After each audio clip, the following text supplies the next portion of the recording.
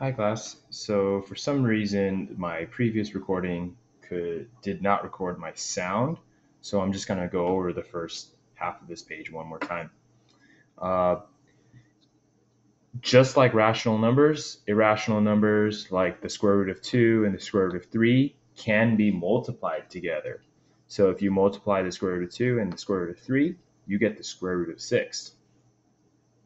For number 2, when they ask us to simplify, there are multiple routes that you can go, but I think one route that I do want to talk about is to uh, split the initial terms into their prime factorization and then circle the pairs that you see from the field, and the pairs become rational numbers. They no longer have the square root symbol anymore. If you combine square root of y with another square root of y, it becomes the square root of y squared, right?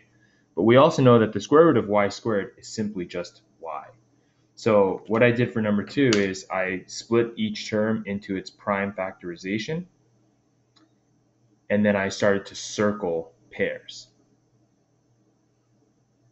The pairs that I circled would jump out as an individual and singular term, and then there was a square root of 5 that was stuck.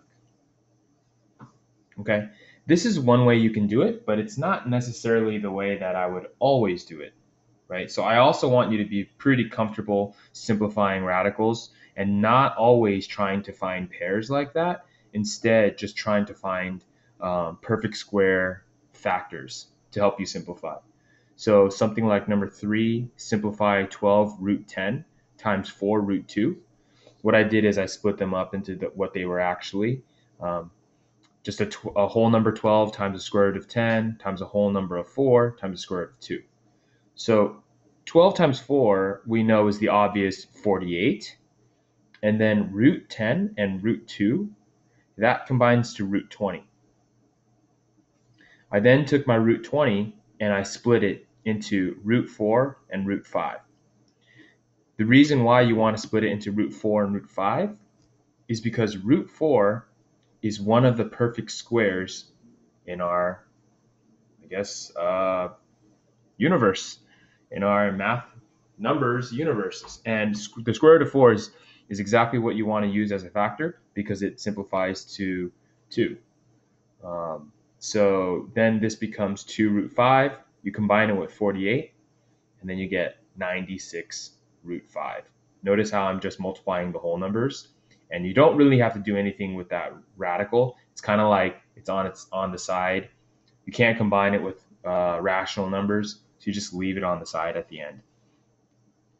Then finally, if you could multiply radicals and you can multiply irrational numbers, then obviously you can do the inverse, right? So square root of 150 divided by square root of 3 becomes the square root of 50. And then I hope you're starting to realize and starting to see patterns that the square root of 50 is not simplified, and the square root of 25 is a perfect square that also is a factor of 50, and the square root of 25 is simply just 5. The answer is 5 root 2.